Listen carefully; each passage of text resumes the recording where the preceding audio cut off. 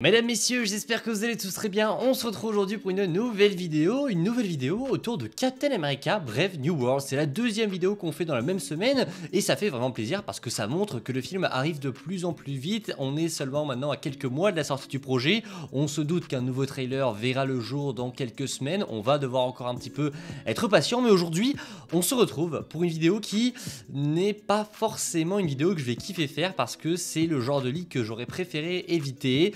On va parler du scénario de Captain America 4 qui aurait fuité entièrement sur internet. C'est selon Murphy. Alors il faut savoir que c'est fiable.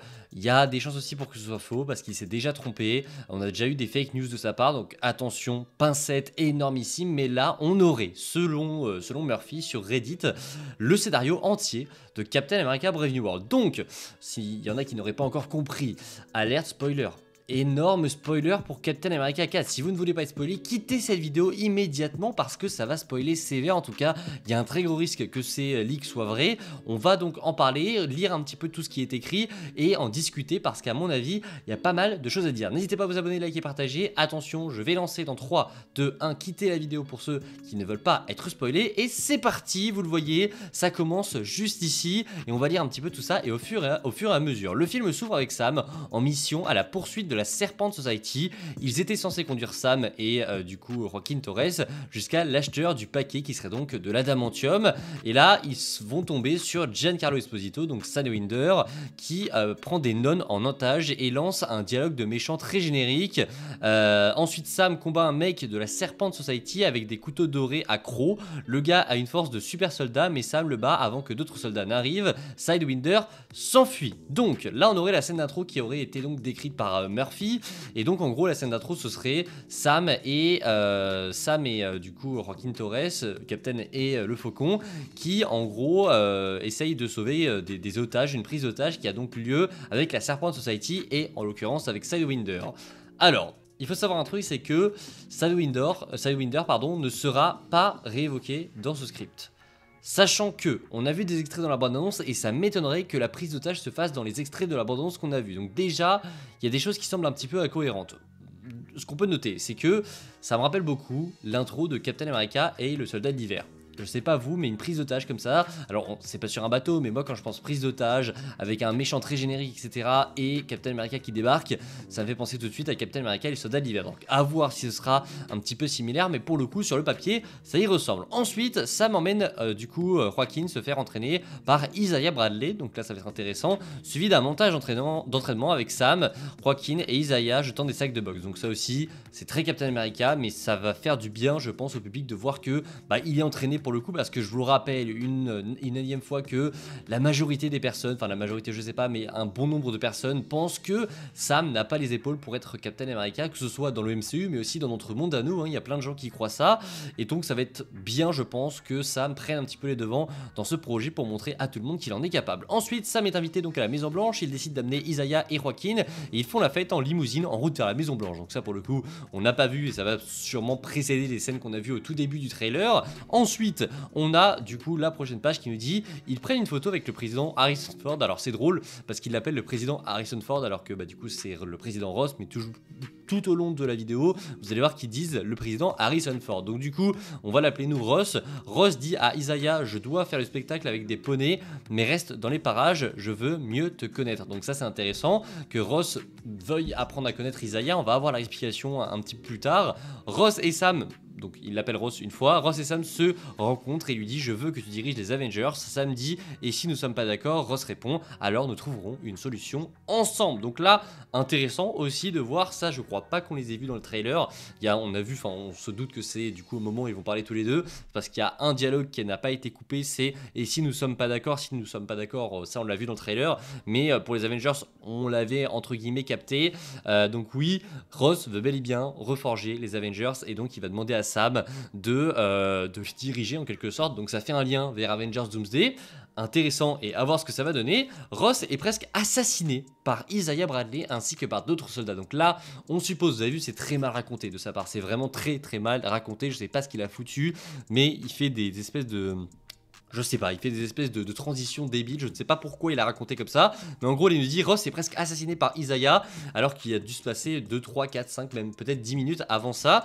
Sam poursuit Isaiah dans les rues, où Isaiah arrive, et vous voyez la traduction est aussi horrible, et ne sait pas où il est arrêté. Sam et Joaquin regardent les images de sécurité à l'intérieur de la Maison Blanche, et voient qu'Isaiah regarde son téléphone et est hypnotisé par des lumières clignotantes. Donc là, ça confirme la théorie qu'on avait donc émise sur la chaîne, comme quoi Isaiah ne faisait pas ça de son plein gré, que c'était très chelou qu'il fasse ça, surtout au président Ross et tout, alors que bah voilà, Ross en soi il est censé être pour Captain America, donc enfin pour Captain America ça n'a aucun rapport avec Isaiah, mais en gros il lui a rien fait, alors que Isaiah on sait que c'est un personnage qui a du passif etc, qu'il a été maltraité. On avait supposé que ça pourrait être à cause de son passé, mais non, visiblement il a bel et bien été hypnotisé, et du coup ça aurait été avec des lumières clignotantes sur son téléphone. Donc à voir, c'est plutôt stylé, mais apparemment on le verrait pas au premier abord, c'est en regardant les caméras de sécurité que Sam et Joaquin vont s'en rendre compte. Ensuite, plus tard, on voit que les autres soldats et gardes de sécurité présents dans la pièce ont également reçu les mêmes flashs sur les lumières de leur téléphone. Donc ça aussi, ça va être intéressant. Vous savez, si vous connaissez un petit peu l'histoire du film, de qui il s'agit, qui est-ce qui a fait ça. Il s'agit évidemment du leader, mais en ça, on va le voir juste après. Ensuite, Sam et Joaquin décident de découvrir qui est derrière tout ça et rencontrent évidemment, on y vient, Tim Blake, Nelson, de retour du coup dans le rôle du leader, avec un étrange capuchon en caoutchouc moulé en forme de cerveau et une peau légèrement verte. Alors là, je sais pas du tout ce que ça va rendre, son explication est très chelou, mais en gros, si on le suit, j'essaie de vous mimer ça, il aurait un espèce de capuchon en caoutchouc au-dessus de sa tête, donc qui serait très comique, sécurité leader, mais avec une peau légèrement verte. En fait, je comprends pas le terme de capuchon en caoutchouc. Genre, il a un crâne qui est censé être énorme, donc je sais pas comment ça va rendre. Donc apparemment, il aurait une tête déformée, donc ça c'est intéressant. Le chef a reçu la visite de Ross à plusieurs reprises parce que Ross était mourant et s'est tourné vers le chef pour l'aider, ce qui l'amène à sortir Hulk si sa tension artérielle augmente. Donc là, on a le pourquoi du comment Ross travaille avec le leader. Déjà, on apprend que Ross travaille avec le leader, et on savait, on avait théorisé, encore une fois, on a vu presque juste sur quasiment toute la ligne. Oui, Ross travaillait avec le leader, mais pas pour les raisons qu'on avait émises. Là, pour le coup, Ross travaille avec lui parce que, en gros, il a des problèmes cardiaques. C'est ce que l'on comprend. En gros, si sa tension artérielle augmente, eh bien, ça lui fait sortir Hulk. En gros, c'est ça. Ross était mourant, et en gros, son remède, c'est Hulk, sinon il crève. C'est exactement ce qu'il nous expliquerait ici. Ensuite, on a Roos, donc Sabra, qui commence à expliquer, qui commence à confiner Isaiah Bradley après une autre tentative d'assassinat contrôlé mentalement dans une prison. Il dit « Je ne serai plus jamais enfermé dans une boîte », donc ça, c'est assez cohérent par rapport à son passé. Ensuite, Roos décide également de retrouver le fil d'Ariane menant à Stearns, donc le leader. Donc le fil d'Ariane, c'est, je sais pas de quoi elle parle, mais en gros, c'est une expression pour dire qu'elle aussi, elle va se mettre à chercher Stearns, donc le leader, et où elle croise du coup Sam et Joaquin, et donc on va avoir un trio qui va se former avec anciennement Sabra, mais du coup Roos, qui va donc faire un trio avec Sam et Joaquin. Donc ça, intéressant, ça va sûrement se placer au milieu du film. Donc là on est sûrement au milieu du film. Il se rend chez Stark Technologies, donc ça c'est intéressant, où il rencontre Amadeus Cho, qui est l'ingénieur le plus intelligent. Je ne sais pas, ils l'ont trouvé, cet acteur, mais il n'est pas bon du tout. Sam dit quelque chose à propos de Pepper, mais on ne le voit jamais. Alors ça, c'est intéressant parce que le mec a quand même glissé son avis personnel dans une phrase de la description. Vous l'avez vu, il a parlé d'Amadeus Cho, il a mis « Je ne sais pas où ils ont trouvé cet acteur, mais il n'est pas bon du tout ». Donc là, c'est son avis qui est clairement venu se glisser. Pourquoi tu parles de ton avis, mec? On s'en bat les steaks, juste par nous de Captain America. Donc, confirmation qu'Amadeus Cho est présent ici. Daniel PK nous avait dit que Amadeus Cho avait été casté. C'est Logan Kim, il me semble. Et qu'il ne savait pas où est-ce que c'était dans la MCU. En fait, il ne savait pas où est-ce qu'Amadeus Cho allait apparaître. Ensuite, on avait Twipt qui nous avait dit que c'était dans Captain America Brave New World. Et là, ce leak confirme que, oui, normalement, ce sera dans Captain America Brave New World à la Stark Technologies, à la Stark Industries, en gros. Alors, Stark Industries, non, mais chez Stark Technologies, que Amadeus Cho va donc apparaître. Encore une fois, un lien avec Hulk, un lien potentiel avec World War Hulk. On verra, mais on va avoir des nouvelles de World War Hulk un petit peu plus tard. Et du coup, Sam évoque Pepper, mais du coup, on la voit jamais, donc ça, on s'en fout un petit peu. Ensuite, le président Ross est à l'abri du danger et essaie d'amener les dirigeants du monde à s'entendre sur un traité de paix, et a du mal à convaincre le Japon de s'y rallier après que le Japon pense que l'Amérique lui a volé son adamantium.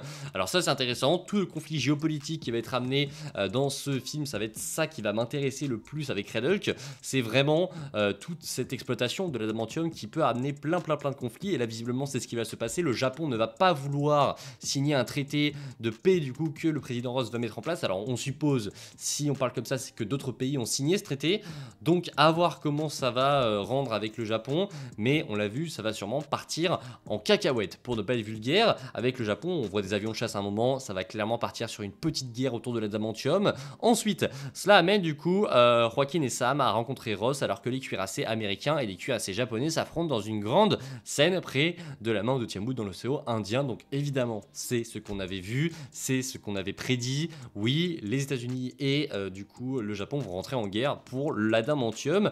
Grande scène d'action remplie de CGI qui se termine avec Torres tombant dans les airs, dans l'eau, mais ensuite secouru par un médecin. Donc là, je pense qu'il s'agit de la scène que l'on a vue où il y a une espèce de coucher de soleil sur Tiamut, etc. Ça va sûrement être à ce moment-là du coup que Sam et Joaquin vont donc aller se battre. Je pensais que ça allait être le climax, mais visiblement non, ça ne sera pas le climax du film. Et en gros, ce serait juste après la moitié du film que du coup Sam et Joaquin vont donc aller se battre dans l'eau, dans l'océan Indien avec les cuirassés.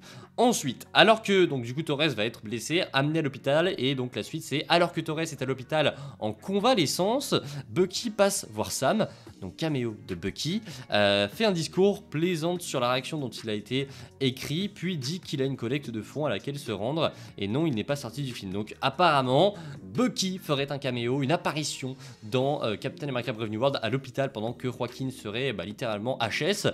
Donc intéressant et plutôt cool de voir que Bucky va être présent. Bucky, on va le voir beaucoup, c'est dans les mois qui vont suivre. Il sera normalement du coup dans Captain America 4 et dans du coup Thunderbolts. Donc ça c'est plutôt cool de faire un lien avec Falcon et le Soldat d'hiver. Donc caméo de Bucky, apparemment ce serait le cas, ça va être vraiment très cool. Ensuite, Ross découvre qu'il a été piégé par Stearns pour que le Japon et les autres dirigeants mondiaux ne veuillent pas travailler avec lui pour des raisons.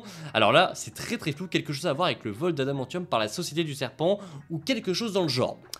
Encore une fois, la description de ce type est littéralement dégueulasse. Donc là, Ross aurait découvert qu'il aurait été piégé par Stearns, et en gros Stearns l'aurait piégé parce que du coup il y aurait eu une histoire avec la Serpent Society.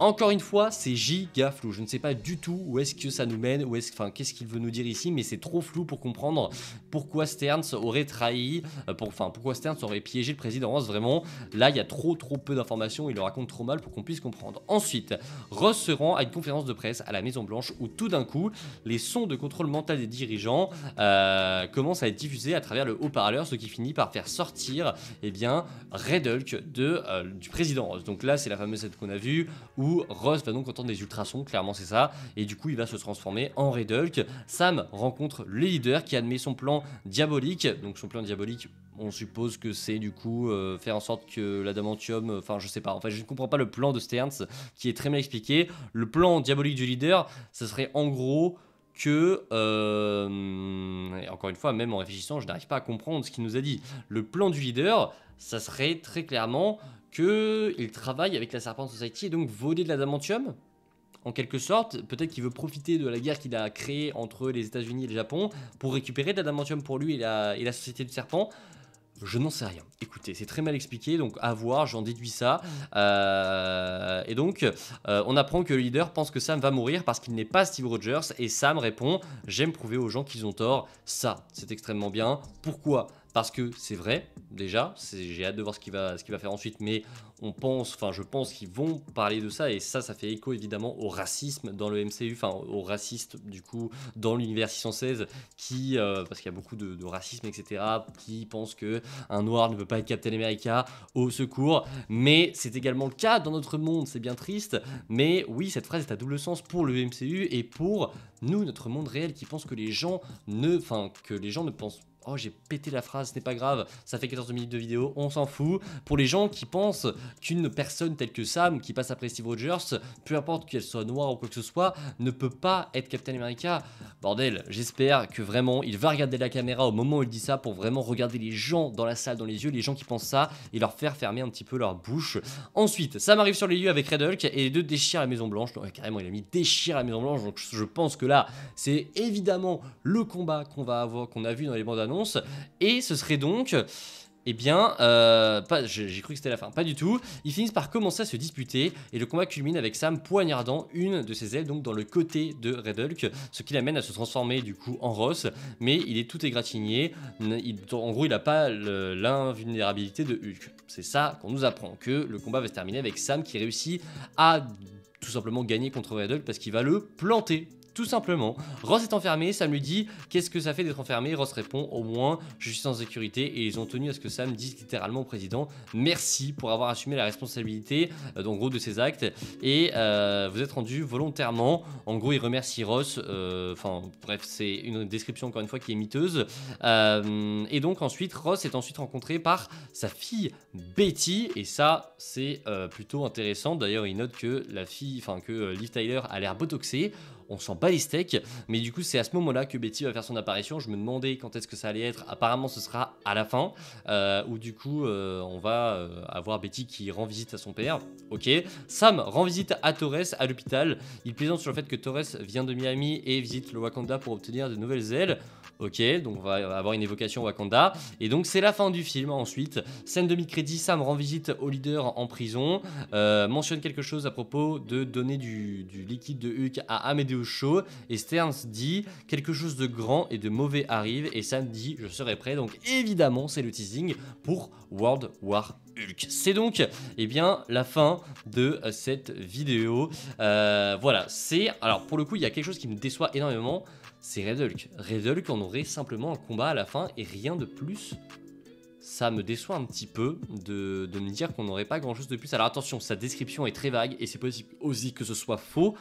Mais je trouve ça un peu décevant si c'est ça, qu'on ait simplement un seul combat avec Red Hulk et qu'on ne profite pas un petit peu plus du personnage. Genre là, Red Hulk, on va avoir un combat avec lui. Et après terminé, c'est la fin de Red Hulk, on n'a plus rien du tout, genre un combat à la Maison Blanche, il se tape vite fait, et après c'est terminé, genre ok j'aurais pensé qu'il y aurait un petit peu plus de Red Hulk que ça, visiblement non, je suis un petit peu déçu de ça, mais encore une fois, je pense que ça va pas être l'élément principal du film. Marvel va jouer sur ça, mais je pense qu'on va très peu le voir en réalité, Red Hulk, et ça me déçoit un petit peu. Mais tout le film a l'air plutôt cool, plutôt sympa. Si c'est ça, c'est plutôt cool, et le leader a une certaine importance. Pareil pour la fin, ça c'est cool, c'est intéressant, et j'ai hâte de voir où est-ce que ça va nous mener. Mais je m'attendais à peut-être un petit peu à plus que ça concernant Red Hulk et concernant aussi le président Ross. Là c'est juste bah voilà, et même concernant l'adamantium au final on n'a pas la finalité. Je pense qu'il y a plein de choses qui n'ont pas été dites. Évidemment c'est quelques lignes sur voilà, je pense que plus de 2 heures de long métrage, donc il y a plein de choses qui n'ont pas été évoquées, mais tout de même, je m'attendais quand même à un petit peu plus. Encore une fois, ce n'est qu'une vague description, etc. Donc ça peut être complètement faux, ça peut être très très vague aussi, ça peut être faux. Enfin bref, il y a plein de risques autour de cette description. Donc ne prenez pas tout ça à la lettre, c'est une évidence. Bref, j'espère que la vidéo vous a plu. Si c'est le cas, n'hésitez pas à le petit like, le partage et l'abonnement qui fait toujours plaisir. Et je vous dis à la prochaine, c'était Spidey. Prenez soin de vous, c'est toujours le plus important. Allez, ciao tout le monde!